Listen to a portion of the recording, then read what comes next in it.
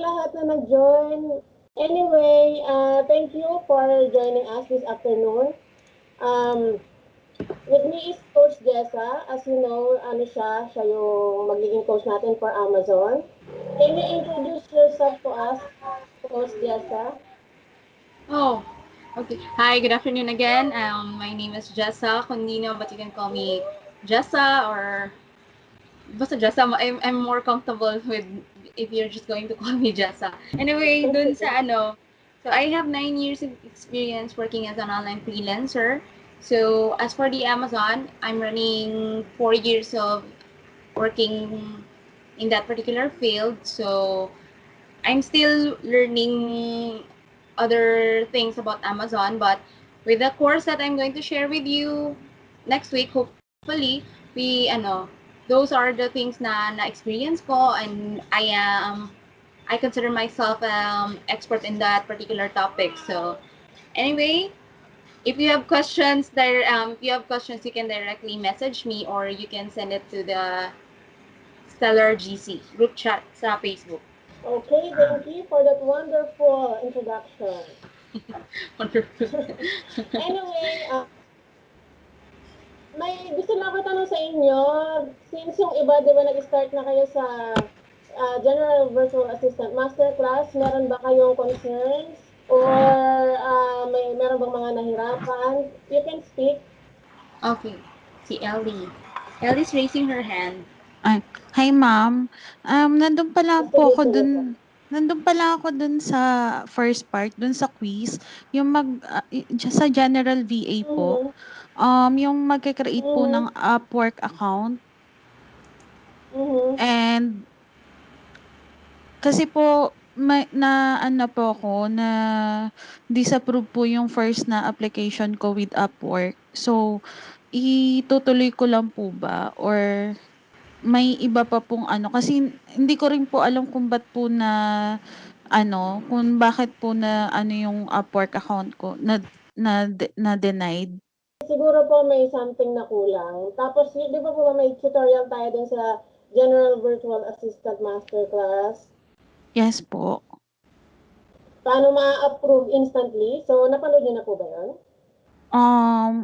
Opo. Parang yung last po na ginawa ko with my Upwork account, same din po nun nandoon. Pero na-disapprove pa rin siya. Okay. Sige po, hindi niyo pa po in-edit, no? Based on... Hindi pa po. I-push ko lang po ganito ba na ng lang. After na lang. i-push ko lang po ba Coach Maya or hintayin ko lang ulit ma-denied ulit, then message ko po kayo? Hindi resubmit niyo po ba? Hindi ko pa po resubmit. Bali, kailangan po yan i-edit muna before resubmitting. Okay, Coach. Tapos, pakisend na lang po sa akin mamaya via DM yung link. Tapos, magbibigay po ako ng suggestions. O kaya po, pwede rin natin i-go on ng iba. Kung masasend niyo po ngayon yung profile link niyo dito sa Skype chat. Okay, Coach. DM ko na lang po, Coach. Sige pa. Thank you po. Anyway, ngayon ang topic natin ngayon ay online job application.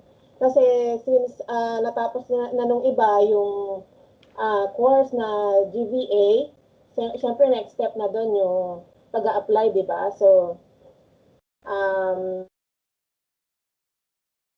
kasi minsan, kailangan natin yun para mas magawa natin yung application ng wisely and hindi rin sayang yung connects natin. So, meron akong prepare na presentation here na i-share ko sa inyo. Nakikita ba? Yes. Yes, nakikita. Nakikita naman. Okay, sige, start tayo. So, I created this slide for you guys para mas mataas yung chances natin na online jobs. So, anytime pwede niyo akong pahintuin kung may question. Pero at the end of this webinar, meron din naman tayong Q&A, okay? Sige. So, ang goal natin dito ay to impress the client, to lay out your qualifications in the best way possible, to give clear expectations of what you can do for the client, and syempre, ultimately, land the job. So, paano ba natin ma-achieve yung mga goals na minention natin earlier? Number one, dapat mag-research tayo about the company. So, pagka nabasa na natin yung gusto nating applyan, hanapin agad natin yung link ng website nila. Kung wala namang link,